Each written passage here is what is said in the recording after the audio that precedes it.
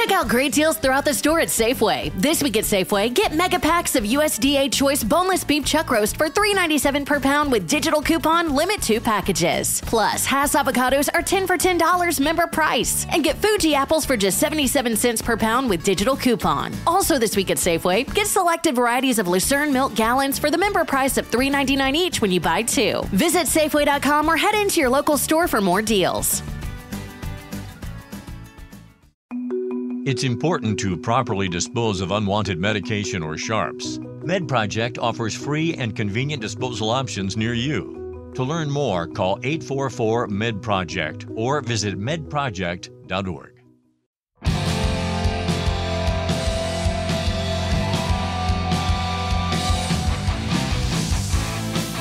In times of old, in times of new, there's a God to follow to make it true. It's the pop culture field, and you will. Hello, this is your captain speaking. Prepare to dive, dive, dive. Hello and welcome to the Pop Culture Field Manual podcast, sitting right at the intersection of weapons, the action, the military, and the pop culture. My name is Cameron Fath, and I'm super excited to be here because I wrote this episode. I'm excited to talk about this episode. I'm looking at the list we've got, and I like all these movies. So yeah, let's see if you folks listening in your cars can guess what we're talking about today. Imagine dozens of young, restless men crammed into a small, unair-conditioned contraption. No, this isn't Israel's Dream Last Night or Epstein's Island. This is what I assume life is like aboard a submarine. A job only designed for the sea-manliest of seamen. Ew. Although I would never want to sign up for this job, we here at the Pop Culture Field Manual podcast respect all fields within our beloved military. That's you, Navies. So today's episode is all about the movies that portray the Navy and the worst job ever. Submarines, baby! Submarines, baby. Wow. I love the history that you... Can we go over some of the history of the submarine? Oh, man, I honestly, most of my outline that I wrote here is submarine history. It's crazy. You think about... You look at the giant submarines that we have today, and it's the pinnacle of maritime technology, you know, and you think, well, that had to start somewhere, and it didn't always go well, you know. It didn't go well. It started way back when, like, looking into the history of these things, I mean... Let's get off the bat. I think submarines are... I mean, before I did this, I thought they were stupid. I'm like, honestly, it's not a job I'd ever want to do. Just I would never want to for be... months on end inside of a crammed, tiny little boat with a bunch of men. Like, I mean, I've been crammed in small spaces with a bunch of men before, but this is for a long period of time. A long. And I don't like the water. Yeah. I think it's anticlimactic, and I'd rather, you know, whatever. I understand the importance of it, because it is an extremely, you know... Someone's got to do it. Right. You know, and someone's respect to ships. Those folks. But actually looking in the history of submarines, super cool. Super cool.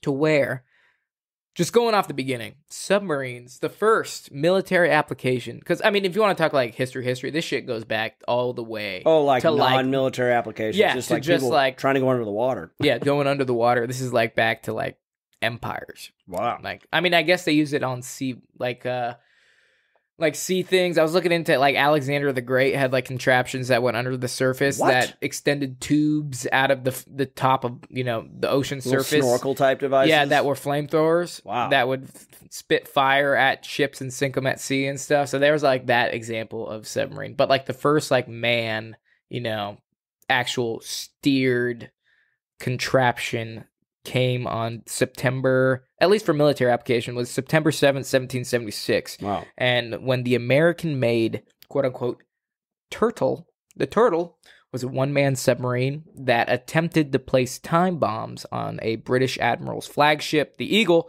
within the New York harbor. I like how it says attempted. I'm guessing it failed drastically. Yeah, it failed. Okay. But it was like the first, like, hey, we went under the water and we steered this contraption and were able to breathe. And almost, they tried it numerous other times, but it turned into a shit show. But like going down, you think that's like the first time. And then, you know, in the South, the Confederacy had the H.L. Hunley, which could carry a crew of 8, and its weaponry was a spar torpedo that could attach a bomb to an enemy ship. Nice. And in 1864, the Hunley sank the USS Housatonic in Charleston Harbor, but the submarine also sank on its way home. So early submarine failures and victories. And looking into that was actually like the picture of it was just this dark contraption, and you're like, no wonder it sank. This thing was made of steel. I'm looking at early pictures and stuff. From they're ridiculous. Like 1600s and 1500s. Yeah, and it's like this does not look like it would go well. No. And the thing was, they actually just recovered. I say just, but like in the early 2000s, recovered the Hunley and its crew. Wow. And all of the remains were, I think, buried at Arlington. Wow. But yeah, fast forwarding through time, the real breakthrough and the birth of the modern submarine came courtesy of John Philip Holland. Towards the end of the 19th century, he became the first designer to successfully unite three pieces of technology: the electric motor, the electric battery, and the internal combustion engine to create the first recognizably modern submarine. Okay, cool. Yeah, because before there, it was all hand propellered. Oh, like there was everybody, like in that Hunley, everybody had this, was hands on a crank. Cranking it? On a hand crank. Brother. Yeah, dude. Nightmare. But bunch of hardy individuals. Yeah, and it's if you look at the size of these things, it's like there's no way you could stand in it. It's like you're legit just, crunched over days. Just spinning this wheel, and you're like, I hate my life! Dude. But then, so you got into the electric submarines, and then the next feat of science was the diesel submarines, and they were used in force during World War I and World War II. So Germany utilized their U-boats. So I've always wondered what a U-boat it was. I always thought it was a boat. Oh. But no, the U-boats are actually were the German submarines. Name of this, yeah, because all the models started with the Unterwasserboot. Yeah, Unterwasserboot. And they were sinking merchant ships faster than they could replace it, hunting in 7 to 8 ship, quote-unquote, wolf packs in Atlantic waters. And, I found that was very interesting because when I watched Greyhound, he was, like, talking shit to him over, like, the comms. And the German was like, yeah, you cannot escape the wolf. And I was like, escape the wolf pack. Yeah, and I was like, what is he talking? Is that, like, the name of the ship? But then I realized, I was like, oh, my God, they're actually, like, wolf packs. And then those were cool. Germany lost the Battle of the Atlantic, as we know, and they were forced to rethink and redesign their ships. So they added a snorkel to help conceal their ships from air assets and to also utilize less power because the engine could breathe better. Cool. And on the other side of the spectrum, the Royal Navy's T-class had improvements as well, as it was the first to place fuel tanks on the inside. Because one of the big problems in World War I and World War II was that the fuel would leak and leave a trail that could be seen on the surface of the water. Or oil slick kind of thing? Pretty much. So it was the first to incorporate inside of the hull fuel tanks, and they're also in an all-welded hull, which made them extremely strong, which could make them dive much deeper. Cool. Yeah. But I mean, as far as the most submarine, like the modern submarine of the time now, which is the nuclear sub, like that's the one everybody recognizes as far as submarines. Yeah. So in 1955, the USS Nautilus made the first nuclear powered submarine patrol. Nuclear powered subs allowed the ships to travel 500,000 miles and almost stay underwater indefinitely without refueling. Underwater. Can you imagine being underwater for months? No, dude. I can't even fathom. The ships don't look that big to me. That's the thing. It's like in all these movies that I watched, because I watched like 3 or 4 just about submarines, and I was like, they look big from the inside, but on the outside, they don't. No. And I was like, there's no way. No. There's no way at all. But yeah, that's a little sub history for you, and we're not talking sandwiches here. A little bit of side history, a sub paragraph, if you will. Hey, dude, what do you think about submarines, dude? I mean, we're talking about like not being in them, but like they're super cool. I remember growing up watching all these movies and stuff. It seems like this deadly thing, like you can't see them. Even with a ship, you could see it far off. Maybe you could spot it. It's hard to sneak up on it, But the idea of I don't like the ocean generally, and then the fact that there's a bunch of guys down there under the ocean with torpedoes and stuff. I think one of my favorite movies from back in the day is The Abyss, and that starts off with a submarine crashing, you know, and just I don't know, man, the water like crushing, and when they hit the side of that mountain and all the water rushes in and drowning. That's terrifying. Man, that's terrifying, dude. Man, yeah, no, that's not for me. Not to mention there's no windows. Yeah. There's no windows. Yeah, you're like, yeah. If you're claustrophobic, you're done. yeah, you're done, dude. Yeah. It's not. Everything's really small and compact, and I always wondered, like, you remember Raiders of the Lost Ark? Yeah. Like when they're on that ship and that German ship like is like searching the ship, they're searching for Indiana Jones, but he's not there. And then the guys look after the Germans are leaving, they look across to the German submarine and he's like on the submarine and he's like running around. I'm like, how did he get in? Did they have because once he opens the hatch and he gets in there, he's like right there. Like, wouldn't they just see him? Yeah. Was he just holding on the whole time? Did they life. not resurface or something? Yeah, I don't know. I mean, in my head, like the thought of being on a ship and just like seeing a U-boat like surface right there, that's a terrifying thought. Yeah. And, or you see the little if you're on a ship and you see the trail of the torpedo coming your way, you're like, oh my gosh, this is gonna let's just get right into it because that thought makes me think Greyhound.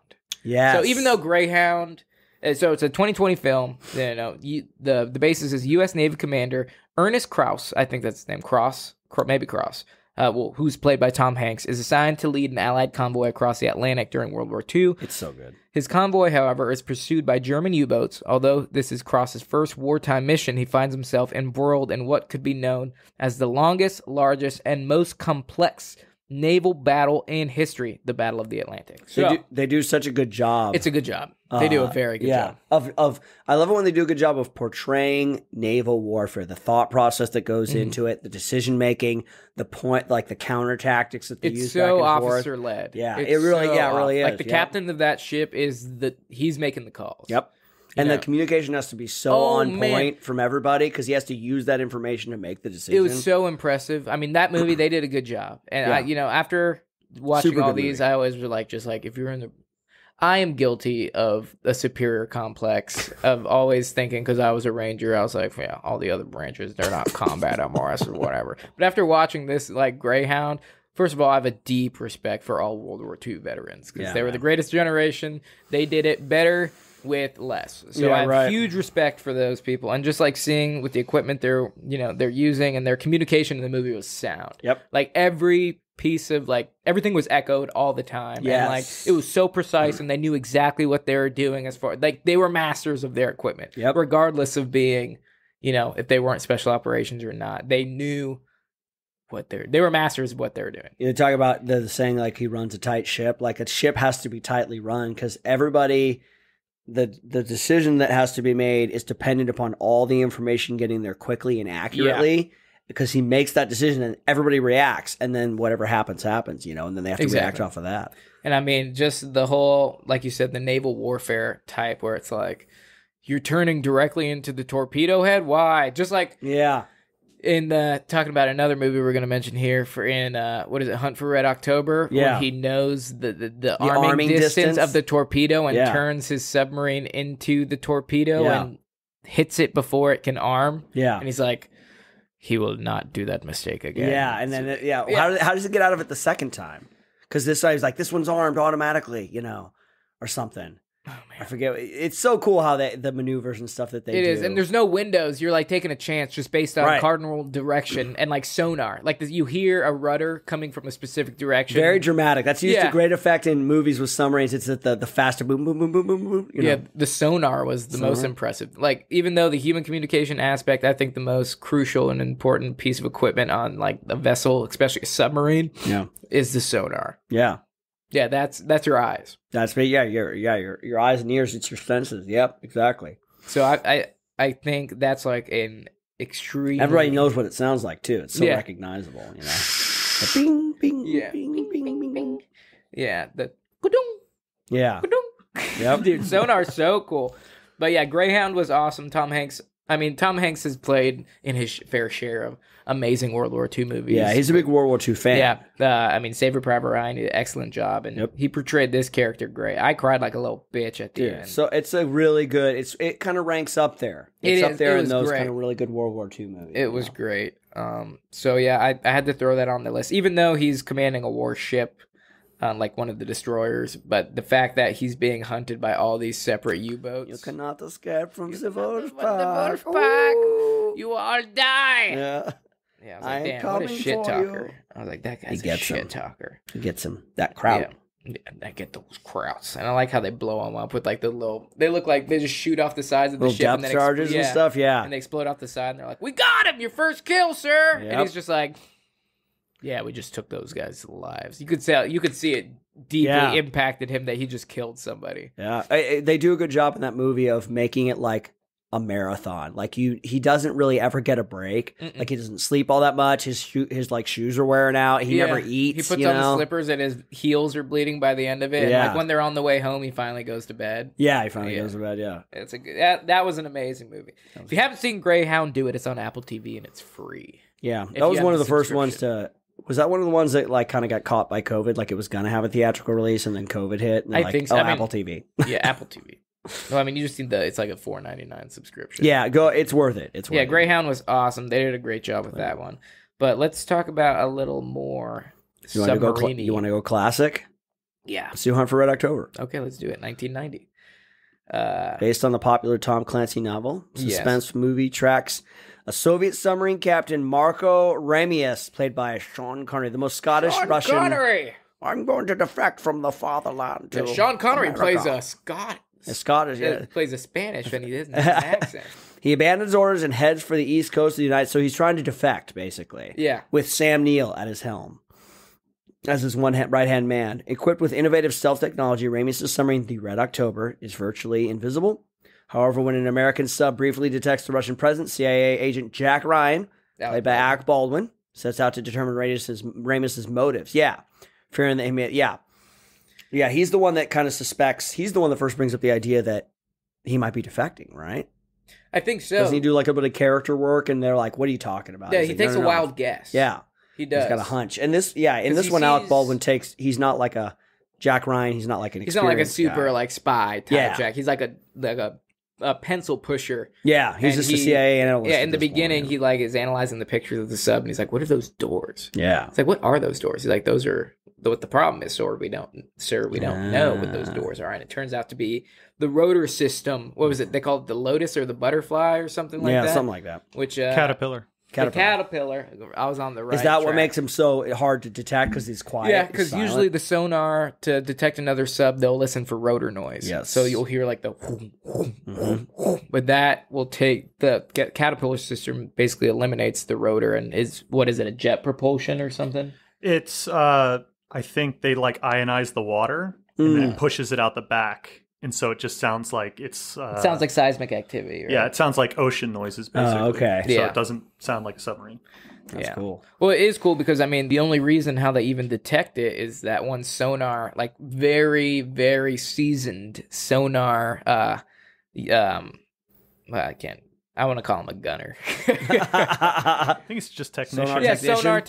Sonar technician. He like hears the noise and he's like, "What is that?" And he's like, "Is that seismic activity?" Or he's like, "I think it's men singing." Because the Russians, he like does the Sean Connery's the captain of the Russian ship, and he like does his moto speech, and all the Russians start singing in Russian this song, and he's like, "What, sir? What about?" His like assistant captain is like, "Sir, what about the singing?" He's like, "Let them sing." And in the American sub, he's like, "Man, I think," he's like, "I don't know, sir, but it sounded like singing." And then he like honed in on the sound, and then it sounded like seismic activity, but then he fast forwarded it at 10 speed, and and you can hear like it's a man-made pattern. So it was like, "That's a ship." He's like, "That's a ship." So they start tracking it, and that's how they know they're going after the Red October, because it's possibly defecting towards the States. That's a good movie, though, man. Yeah, it's good. Where they get to meet and he comes on board. Now, and there's one. There ends up being like a sailor that doesn't want to defect, right? Yeah, he shoots Sam Neill. Yeah, I would like to have seen Montana. Yeah, he's like, I remember that line. He's like, it's the cook. The cook. Right. Yeah, he's like, "That's a cook." Yeah, and he's like a spy that was on the boat. Like he's not just a sailler that didn't want to defect. A regular. Because like most of the sailors don't know that guy? they're going to defect. That's right. Don't they kind of fool them? Because at the end, don't they like they get them all to evacuate? Don't they? Yeah, they get them off the boat onto lifeboats. He's like, I'm going to scuttle the ship. Yeah, and they're like, he's the captain. He's going to go down with the ship, so they all think he's a badass. Yeah, that's right. Yeah, he's like, "The captain is fighting the Americans." I remember the part where they're on the ship, the Russian guys, and they see that U.S. breach, and they're like, he's running away from, you know. Yeah, and he's like, "Did you rescue my men?" He's like, "Yep." But yeah, Chris, you're right. It's like a KGB undercover guy that like shoots the what's his face, Jurassic Park guy. Yeah, and Dr. Grant. Dr. Grant. Yeah, shoots Dr. Grant, and then Alec Baldwin goes after him. I forgot that Sean Connery's because honestly, I kind of blared off at the end there because I was doing the dishes while I was watching this movie. And Sean Connery gets shot. Does he die? He gets shot. But he does not die, though. He doesn't die because he's at the end and he's saying, my grandfather used to take me fishing on a river just like this. Yeah. Oh, is he in the States? Yeah, as they're like Aren't sailing they in into Lake Michigan or something like that? They're sailing into like Hudson Bay or something. Yeah, okay. Yeah, I love the scene. He's like, he's like, I think I'll move to Montana and find a round American woman. Yeah. Did she say round? Yeah. Yeah. Yeah. I like when it's at the end when he's trying to like get the cook. And they're in like the nuclear silos, and they can't like shoot. And he says, "Be careful where you shoot. The things in here don't react well to bullets." Yeah, and it's all the nuclear bombs. It's great. That's awesome. Great submarine movie. Great submarine combat, like we were talking about long, earlier. Though. It's like what 2.5 hours. Yeah, it's a good one though. Who directed that? I don't know. I want to say it's John McTiernan, but I don't know. John McTiernan. Here. I'm going to look it up. Well, you look it up. I'm going to start talking about the next one. The next movie that I ended up watching right after was Crimson Tide in 1995. John McTiernan. Yeah, with Gene Hackman and Denzel Washington. Hey, Crimson Tide. Yes. That was a very entertaining one, but that's one of your classic military movies that's just like, this is fucking stupid. Oh, is it? Like some of the military things in there were just like, first of all, when they're getting on the bus and that really fat guy gets on the bus and he's just like a private, and he's just like, "What's up, man?" And the officer is like, "Yeah, man, you can refer to me as sir. Get down and do push-ups." And he's just like screaming at that guy, and he can't even do 5 push-ups because he's so fat. Yeah, why is this guy in the Navy? Yeah, I was like, honestly, this guy, he's in the Navy. Yep. That's what I thought. I was like, yeah, this dude's so fat. He's definitely in the Navy. But no, it's because he can float. Yeah, it's because he can float. Yeah, muscle sinks.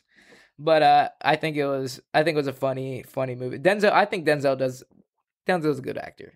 Oh man, him and Gene Hackman. This is like 2 top tier actors. Oh yeah, no, it was super going good. Back and forth. And like for those that don't know, the premise is like they're a nuclear submarine. They're out there, and there's like this political upheaval in this kind of Russian type it's a Russian state. Rebels take control of like a nuclear launch facility, and they're trying to crack the codes, and they're they receive a transmission, but the transmission's incomplete, so they don't know if it means that they're going to attack or they're not going to attack, and they have an opportunity to launch nuclear missiles themselves. Yeah. To get them first. But Denzel's like, no, we shouldn't do it. And Gene Hackman's like, no, we should. Yeah, Gene Hackman's the captain of the ship. Yeah. And Denzel is his lieutenant commander. His basically his second in command. Mm-hmm. And Gene Hackman's all about like his background is like he led SEALs in Panama. Yeah, he's like a hard charger. He's a hard charger, and he's like the experienced guy, and he receives this emergency order. And on the submarines, they make it a very big point to where one man can't. And they do this in Hunt for Red October too, where the first, the captain and the lieutenant commander, they both have the keys. That way, one man isn't given the power to just launch nuclear missiles. That way they can have conflicting opinions, and it stays there. So that's exactly what happens in Crimson Tide when they receive this transmission, and they're not. And Denzel Washington is like, I'm not sure this is right. Yeah. So we should ask questions. Yeah. And Gene Hackman, the captain of the ship, is like, we have orders. We follow orders. This is what we do. They both kind of have, you can see both sides. Yeah. Like they do a good job of like not making one a jerk and one a crazy guy or whatever. Like they both have valid points that they want to make. So that's where the drama comes from. Exactly. And then so Denzel like basically does a mutiny and arrests Gene Hackman, the captain, and puts him under. And then basically Denzel takes control, but then they plan another mutiny with some of the other officers that think Gene Hackman character is right. And it's just like betrayal after betrayal after betrayal. And then finally they, spoilers ahead, people. At the end of the movie, Gene Hackman takes control of the boat, and then Denzel's character is put in the brig again, but he gets another party to rescue him, and then he's having this one guy, because the entire time the reason why they can't confirm whether the transmission is correct is because their radio equipment's down. Yeah. So Denzel's character is like, wait to fix the radios, confirm that this is correct, and then launch. But Gene Hackman's like, no, fuck you. And then, they fix the radio, get the rest of the transmission. Gene Hackman's character is wrong, and it pretty much says, do not shoot these guns. And Gene Hackman, like, at the end, they're being, like, court-martialed by, like, the panel of an admiral and everything, and they're just like, off the record, you both are fucking idiots. On the record, you guys prevented a big thing. And it's like, Gene Hackman retires early. Yeah, retires, yeah. And then Denzel gets recommended for his next command of a sub. But, you know, one thing about that movie is Gene Hackman's character, like, thinks he knows it all. Like, he does a big thing. Like, in the beginning, he has a Jack Russell, which, in my opinion, is the worst of all dog breeds. And he's like, Jack Russells are the smartest dog breed. And I was like, bullshit. So I sat there on Google, and I Googled top 10 smartest dog breeds, and Jack Russell wasn't even on, like, 6 lists. I was like, that's fucking, this dude's stupid. Maybe that was the secret giveaway in the beginning of the movie, that you know that he's wrong. Yeah. And there was a little bit like of a racial tension thing in there too. Did they throw that in there? Yeah, at it's been a long time since I've seen it. Yeah, no, at the end he's like, you're wrong because you're black. I think, yeah, that's what it was. It was like he's talking about horses. And he's just like, you know this type of horse? He's like, yeah. He's like, yeah, they're born in, he's like, they're Portuguese and they're all white and they're the best horses.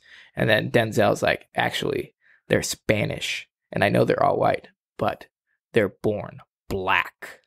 and then dude, I was like just like Wesley Snipes, yeah, always been on black. I was just like, way to ruin a great movie, or way to ruin like a subpar awesome movie. If that makes sense. Yeah, with, like, well, some racial shit. Because you instantly got it. You're instantly not going to root for the racist guy. You know yeah, what I mean? Instantly, like, establish that guy is just a cocksucker. Yeah. You So wanna- that's Crimson Tide. You want to lighten the mood a little bit? Yeah, dude, do it. Down Periscope. A lot of submarine movies in the 90s I'm seeing here. I'm surprised.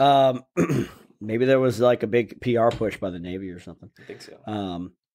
Check out great deals throughout the store at Safeway. This week at Safeway, get mega packs of USDA Choice boneless beef chuck roast for $3.97 per pound with digital coupon, limit 2 packages. Plus, Hass avocados are 10 for $10 member price. And get Fuji apples for just 77 cents per pound with digital coupon. Also this week at Safeway, get selected varieties of Lucerne milk gallons for the member price of $3.99 each when you buy 2. Visit Safeway.com or head into your local store for more deals. O'Reilly. It's Superstart Battery Month at O'Reilly Auto Parts. Get up to a $25 gift card after rebate with the purchase of select Superstart batteries. Our professional parts people will test your old battery for free and recommend the right battery for your vehicle. For power, performance, and reliability, choose Superstart batteries only at O'Reilly Auto Parts. O'Reilly Auto Parts. Yeah, Down Periscope comedy. Kelsey Grammer, Commander Tom Dodge, not very well thought of by his superiors. He goes to captain the old decrepit submarine. Do we know the name of it? I know. I've never seen the movie. Oh, okay. Oh, you've never seen it? Oh, No. okay. We don't have to take too long. It's awesome, man. Basically, what they do is it's like this old decrepit submarine that's like almost decommissioned, and he gets this really like misfit crew. You know, It's a Heartbreak Ridge. yes, exactly. But they engage. They do these war games at the end, and he's got It's a one. Heartbreak Ridge. Yeah. It's the USS Stingray. USS Stingray. There you go. And then there's this one admiral that's like his rival, who's like the head of all the nice, and they're basically just supposed to be out there just to be like target practice. But he's like, no, we're actually going to try to win. So they do all these cool maneuvers and stuff like that, and they do all this kind of like they're trapped, or they're going to be found out, or they're going to be seen or spotted. So they like surface at night, and they put all these lights up, and they all start singing like they're drunk, and the guys think that they're like a sailing ship, like a fishing ship, like a party boat. Yeah, party boat. So they leave them alone. So it's really fun. It's been a long time since I've seen it, so we don't have to take too much time on it. But I think they get some good, like, legit. Well, you guys tell me in the comments section. Let me know on email if they get good or bad tactics. But I always love what I love in movies like this is when you can tell that they really thought about, like, you come up with clever ways of getting out of situations, and they do that in this one. Down Periscope. Who would expect you to put lights on top of a submarine and act like it's some party boat? Like, like totally call attention to yourself and use the sonar. And, literally. But they have, and there's one guy, the sonar guy has like There's something about him where he has like a really good hearing, like so he can. It's really... Harlan Williams. Harlan Williams. There you go. Yeah. He makes his dolphin noises in the movie. Oh yeah. Oh yeah. To kind of throw him off the trail. Yeah, exactly. And he like moves around, so they think it's like a school of dolphins. And Yeah. so it's really funny. That's interesting. Yeah, I know. I mean, when I was looking, because I haven't seen it, I looked it up though on the Google machine, and what's his Dave Schneider. Yeah, Rob Schneider. Rob Schneider's Dave. I don't know why I said Dave. I kept every time I try to remember Rob Schneider's name, I would just think of the South Park. Rob Schneider is a carrot. Every time, like, I don't know why I came up with Dave. But Rob Schneider's in it, and Chris, you were telling me earlier that he has your last name. Yeah. Yeah, not spelled the same, but it's No. my last name. He's Lieutenant Pascal.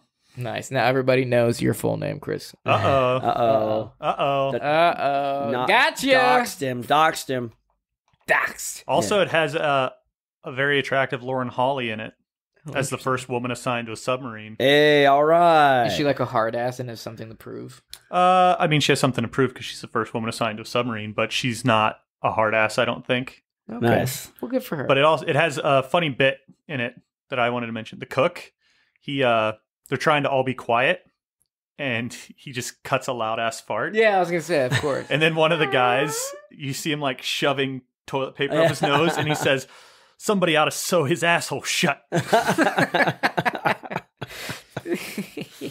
That's Awesome. good. That's a fun one. Nice angle on the whole the submarine series. movie. Yeah, I know. To serious make it submarine lighten the mood a little Yeah. bit, because I mean, this one was worth mentioning. It's a super long one, but it's like critically acclaimed. and Yeah, I've never seen this one. I've hear heard about of it because my dad's German, and he's Right. like, "You ever seen Das Boot?"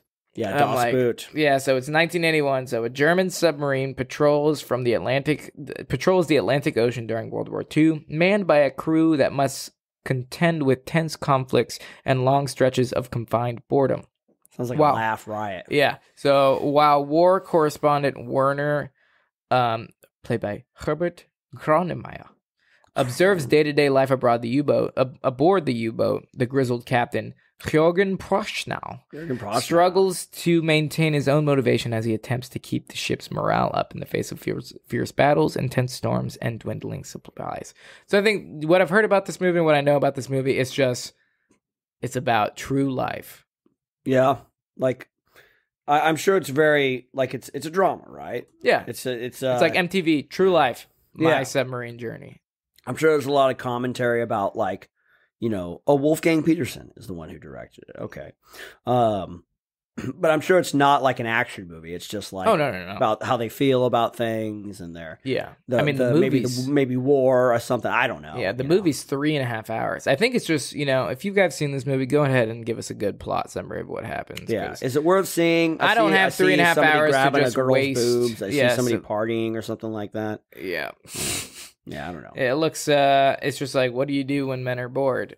And they, on a submarine. That's what I think. This is like the closest portrayal of accuracy. It's like, what would we do on the ship? Like, Right. in Crimson Tide, to work out, Denzel's character literally just runs back and forth like a 25-foot stretch on Right. this submarine to exercise. Yep. And he's running on like this like metal walkway, which is loud as hell. And if I was a private or like tried to sleep on that thing and I just heard pounding footsteps for like 30 minutes, I'd be like, God, shut up. For 1,000. Oh, Wolfgang Petersen's directed a bunch of stuff that I like. Enemy Mine, Outbreak, Air Force One, the new Poseidon. Never mind. Troy. That one was all right. Oh, Troy. Yeah. The Perfect Storm. That was That good. is why no That was a one good would one. Air Force ever be One. Ooh, get off my plane. Ooh, I sound like Harrison Ford. Yeah. Good for you. So Das Boot, folks, let us know. Should we watch it? Should we not watch it? We just wanted to mention it. Yeah. You got a suggestion? Yeah. Have you seen Below? No. It's a 2002 movie directed by David Twohy. I wanted to watch this movie because there were two things about it that were interesting to me. David Twohy, who directed Pitch Black, Chronicles of Riddick, that kind of stuff. I liked Pitch Black at the time I'd seen it, and then it was co-written by Darren Aronofsky. But it must have been like before he like became, like kind of the indie writer-director that he has become. But World War II, U.S. submarine, they get ordered to pick some people up from like a downed British spy plane. But the whole thing is like the crew has got like a secret, like something has happened, and they don't, like the people who come onto the boat from the British spy plane are like, what's going on here, and they won't like say anything about it. And then strange paranormal things start to happen, like they start to hear voices, and then like the ship, the submarine will like start doing things that they're not Tell it to do. Yeah, commanding it to do. You know, It's like Ghost Ship, but submarine. yeah, exactly. Yeah, and then at the end you find out that like there was like the previous commander. They say that there was like a German ship that they had sunk, and then they had shot the German crew members, but it turns out that they had mistakenly, I think, like shot down, or like they had torpedoed like an American ship or a British ship, and that in order to cover it up, the other crew killed the captain, the original captain, and then the first mate stepped up and became the captain. So it was like this thing where the ship was like not letting them leave. It turns around and brings them back to the scene of the crime, and then after that, the ship like sinks and they like get rescued by somebody else and stuff. So the movie is not all that good. Is it a thriller? It's a thriller. Horror? It's like a supernatural thriller. Okay, I was gonna say. I was like, sounds like a horror movie. But it's like, it's like guilt-ridden, like they're being haunted by their past kind of thing. But the way that it's executed is not very well done. But how accurate is it as far as military structure and command and things like that? It's pretty accurate. Like when they're calling out the commands, when they're doing all the stuff, and yeah, that's pretty accurate. And then it's accurate how they die. Like one dude like tries to escape, and like there's like a railing that's like damaged on top of the sub, and he like gets impaled by it, and he's just being drug along for the rest of it. Like, so A+ for accuracy, F+ for everything else. yes, I'd say it's a D. I'd say a C- D+ in terms of execution. Oh, perfect. I'll have to watch it. And that's what, 2002? 2002. Yeah. Okay. All right. If you get around to it, good. If not, you're not missing much. I love how you put right here. Saw this in college and thought it would be good, period. I was wrong, period. It was just okay, period. Those were my notes for the movie. That's your notes. That's awesome. Here's one. This is an oldie. Oh yeah, oldie but a good. We had to include this one. Yeah, and I mean, I'm surprised. They've remade this one a couple. 20,000 Leagues Under the Sea. Yeah, They've had like elements of this movie in other movies, right? You're like thinking of the Giant Squid. League of Extraordinary Gentlemen? Yes, I am thinking of League of Extraordinary Gentlemen. Is that who is in it? Is Captain Nemo in it? Yeah, Nemo's the big giant boat and his submarine's all badass. That's right, Captain Nemo. Yeah, that's like, I think that's the newest thing. Did you see League of Extraordinary Gentlemen? I've started it. I haven't watched it. It doesn't. It's not very extraordinary. Also Sean Connery. Connery. Also, you don't need to watch it. You don't need to watch it. I remember Dr. Jekyll and Mr. Hyde's in it, right? Yep, Jekyll and Hyde. Yeah, and they're trying to track him down. It's like a giant monster. Yeah, and then an even bigger monster comes from that bad guy, and he gets the shit kicked out of him. Yeah, that's right. Yeah, because it's basically the big thing is like, is it Moriarty who is the big bad guy? Yeah, Moriarty's the bad guy, and then Dorian Gray's in it. Yeah, it's all these literary figures. It's literary figures. Yeah, it's a Tom Sawyer who's like he's a secret agent for the U.S. now. I like how we're talking about League of Extraordinary Gentlemen instead of. There's a submarine in it. There's a submarine in it. There is a submarine in it. Okay, and it's awesome. It's like super awesome. It's long, right? And he's like, much like your definition of breakfast, as long as there's a presence of a submarine, it's a submarine episode. Yeah, I mean, isn't there like an Indian guy in it who's got like this? He's like a crack shot. Either he's a crack shot. He's got some crazy transportation thing too. Was it a train or is it an airplane? I thought that was Captain Nemo. Nemo also has like a badass car. Yeah, but he's an Indian. Is that who you're talking about? No, isn't Captain Nemo an Indian? God, I gotta. Captain Nemo is he's like an Indian. Yeah, he is an Indian in it. I think that, or he's like Arabian or something. I'm looking. I don't know. You're asking me to recall memories that I'd rather not. They have Mina Harker is in it, and she's a vampire. Yeah, Mina Harker from Dracula. Tom Sawyer. Who is Alan Quartermain? Quartermain. Yeah, Alan who's like a world-renowned hunter. Yeah. The League of not the League of Exotic Dancers. Sorry, that was a real my Google laugh. I was gonna say, is that the first thing that popped up when you typed in League of? Yeah, League of. Did you just expose your search history? No. I tried to click a League of Extraordinary Gentlemen. Caught. I don't remember that. Yeah, I remember it. The big thing was like they go to Venice, and the submarine is in the water in Venice is like hundreds of feet deep because they're driving the submarine. Yeah, like, the submarine in the canals was a big thing. Yeah, but so 20,000 Leagues Under the Sea, huh? Yeah. 20,000 Fantastic classic movie, 1954. Kirk Douglas, giant squid, And the Nautilus. Captain Nemo and the Nautilus. Like he's got this. That's the ship's name, right? That's the ship name's the Nautilus, and Captain Nemo. He's basically like Kirk Douglas and a couple other guys. I think they get their ship torpedoed or wrecked by the Nautilus, and they get taken aboard. Yeah, they're marooned at sea or whatever. And Captain Nemo's kind of like raging. He's like waging like a one-man war against pretty much like everybody, you know. But then like he kind of has a change of heart, and then they fight a giant squid. Eventually, I think the Nautilus gets like he takes it down. He dies with his ship and stuff. But it's a classic Disney film, like super like it's like Jules Verne, isn't it? Kind of like based on Jules Verne novel. But the Nautilus is like this cool stylized submarine, super advanced for what they thought being advanced would be at the time. So. Great fun. If you haven't seen it, if you're a fan of submarine movies, I would recommend it because it's a classic film. Okay. Let's go with our fan question. Let's do a question. Yeah. Okay. Who's this question from? This is from Alonzo via Instagram. And the question is, what superstitions do you guys have or have had in the military?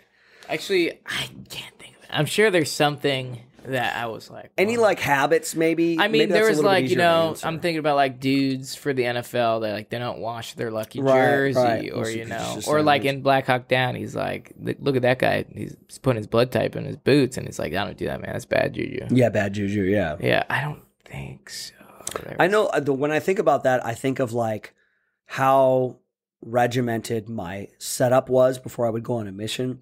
Like I would quadruple check my stuff. Like I would go over it and then I would go over it again and then I'd go over it like one more time. And then as I was walking out to get in the vehicle, I'd be like checking my stuff. And there'd be a certain point where I was like, okay, I just have to trust myself. Everything's there. I got it. Cause I tend to forget things. I have unfortunately. Is that superstition or OCD? Right. Yeah. I that's about as close as I could get to being superstitious. I'm trying to think. Yeah. It's not like I would turn around 5 times and hit the top door stop before I would leave my leave my room or whatever. Yeah. I mean, I kind of like at nighttime, I don't think it was a superstition, but like whenever I'd load my magazines at night, I would always load them and then just smack the forward assist a couple times, no matter what, just because when I was brand new, I would load mags at nighttime and I'd never fully seat them, apparently. And then when I'd go into training and I'd need to pull the trigger, I'd just get a click. So I like got real, but I don't think that's a superstition. That's just like an OCD. OCD thing. I'm trying to think of something where I was like, man, that's like bad luck. You know, like bad. Oh man. Well, we had a guy. I mean, this is kind of getting into like story territory, but like we had one guy die on a mission, Dave Texter, cool dude, and then people would get his like KIA bracelet. And I would see those all around. I never got one because I felt like I didn't know him all that much. Yeah, I was like, well, it wasn't like a personal, like I felt like it would be dishonoring to him if I got one just because everybody else was getting one. It's like, well, I didn't know him and we didn't have like a personal connection. So I suppose I could have gotten one all the same because he was a Green Beret. He was a fellow soldier, stuff. So I don't know, something like that. But I don't know, superstitions. I wasn't very superstitious. I wasn't a very superstitious guy either. I mean, some people were superstitious, and I'd just be like, "That's fucking stupid." That could be our answer. We don't have to. We're trying really hard. I know we're trying to find something, but no, man, I didn't have any superstitions. I had habits. Habits. Yeah, but no practiced movements, but no superstitions. Nothing was like, I got to wear the same pair of underwear on this mission, otherwise I'll die. My platoon it wasn't really superstition. It was like they, right before I got there on deployment, they wrote to it was either a Hustler magazine or it was I don't know, one of those adult magazines. And they had a contest, which was win a pair of this one adult star's panties. So on deployment, they formulated a letter as a fan request and they won. And the fan letter was published in the next issue. Oh my gosh. And they received the panties. Oh my gosh. And they still have them. Oh my god. They're like in somebody. Yeah, so they framed the magazine article that featured, and honestly, it was like, you imagine 6 dudes putting their head together to formulate an entry letter. It was golden. To a porn magazine. It was just like, we are but noble American soldiers who would want nothing more than to just sniff these before mission. And like, it was all published like in the magazine, and they would, ever since they got the panties, those panties have more jumps than I do. Do they bring them with them on jumps? All jumps have the panties. Oh. Yeah, that was second squad's thing. And There you go. There's the superstition. That's the superstition. there's the superstition. Always jump the panties. Always jump with panties. Well, we hope that answered your question, Alonzo, from Instagram. Yep. Yeah. And with that, we have come to the game. The game. Time to play the game. You want to play a game? Now, this game is for you, Cameron. Me. Hopefully, you will do better than I did on our last game. I hope so. The game that was just me. But, sorry, ready? This game is ready. called That Sinking Feeling. That sinking feeling. You've lost that sinking feeling. Okay, what is it? What is the rules? What is the? What are the brain rules? back? I'm going to give you the name of a submarine from pop culture or real life, and you're going to tell me whether or not that bad boy sank. All right? You're going to tell me whether or not it sank. It's pretty simple. You got a 50-50 shot, right? Super easy. Yep. Let's get going. Let's do the warm-up. Ready? Sure. USS Stingray from down Periscope. It did not sink. You sure? Yes. You are correct. It did not sink. Okay, I'm just Yes. It's a comedy. 50-50, yeah, That'd be it's kind of comedy. weird if they like at the end it sank. That'd be kind of a moving comedy. that way. All right, pretty good. You got it. You got it's very simple, straightforward. All right, ready? It's U-96 from Das Boot. U-96. It does not sink. Are you sure? Yes. It sank It sank. in the movie and in real life, actually. So you're doubly wrong. Did everybody die in that movie? I don't know. I've never seen it. No, it sank while it was docked. Oh no, that's lame. That's extra depressing. Still counts. Still counts. Okay. All right, next one. All right, ready? Sequest DSV. The Sequest 4600. DSV 4600. The Sequest DSV 4600. That was a show, right? Never saw that show. Sequest. Oh, that's a show. I thought that was the name of the submarine. Well, that is the name of the submarine, but the show was also called Sequest DSV or just Sequest. Is It this had like a Roy sci-fi- How many Scheider. seasons did Is that this have? like a sci-fi? It had 2 real seasons. It actually had 3 seasons. Can I Google what it looks like? No, because you might accidentally see. Okay. It was a weird show. It only had 3 seasons. Roy Scheider was in it. Wow, Roy Scheider. Wow. Jonathan Brandis. I'm going to say then it does not sink. I remember this show. Okay. You're right. You are correct. It did not Nice! sink. Did not sink. You know, I'm Yes. thinking there was this. Do you remember like Dino Planet or something? There was this. Do you know what I'm talking about? No, I have no idea. No, I'm laughing because that is just a tangent. Do you remember the show that has nothing to do with submarines? Do you remember Land of the Lost? I do. Also has nothing to do with submarines. Okay. Do you remember The Land That Time Forgot?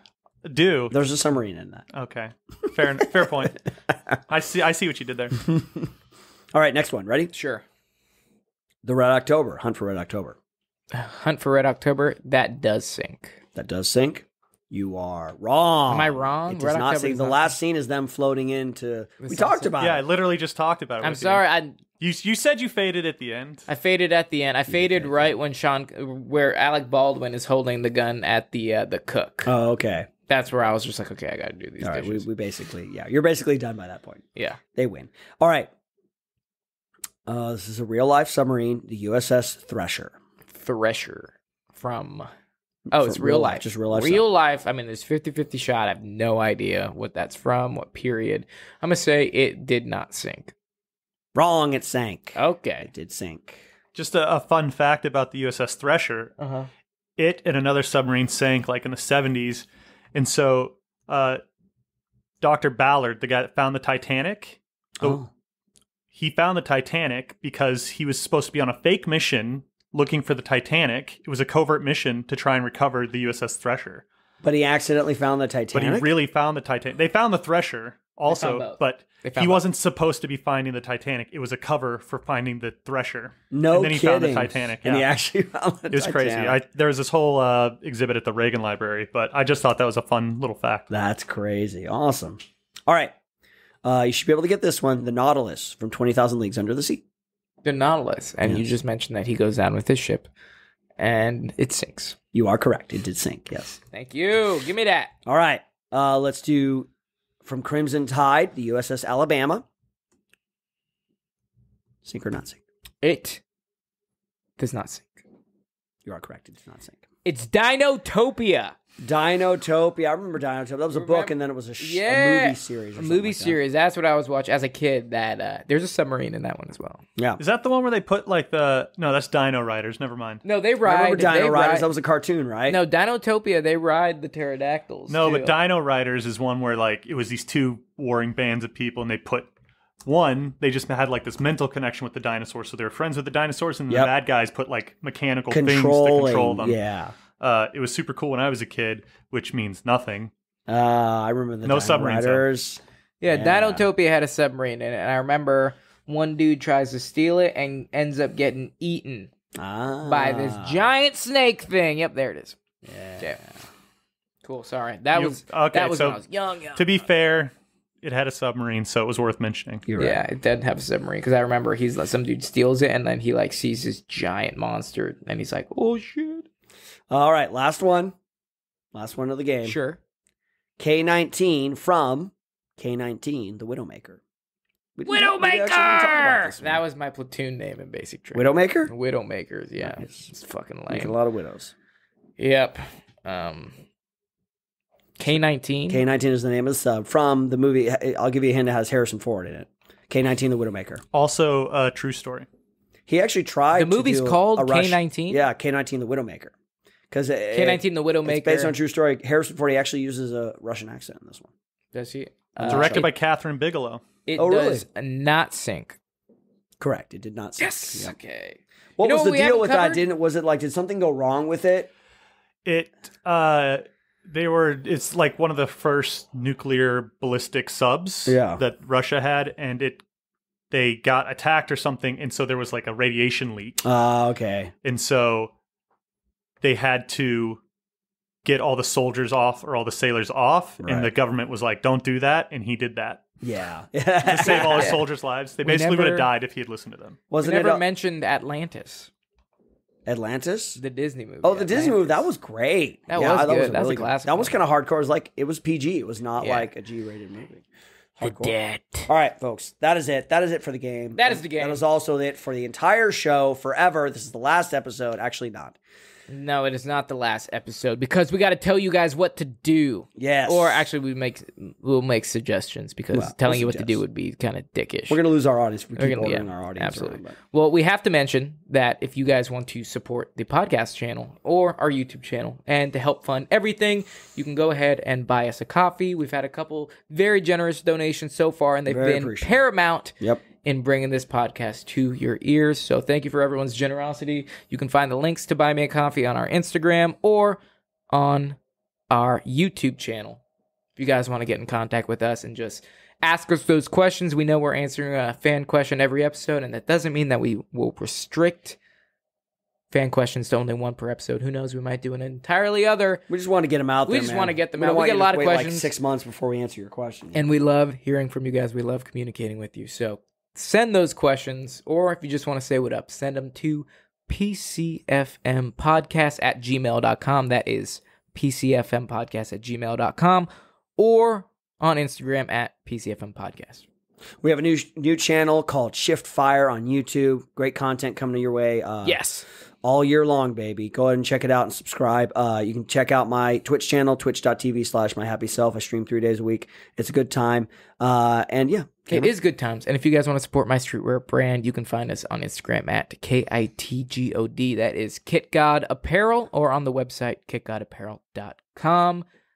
Hope you guys enjoyed this episode. Cue music.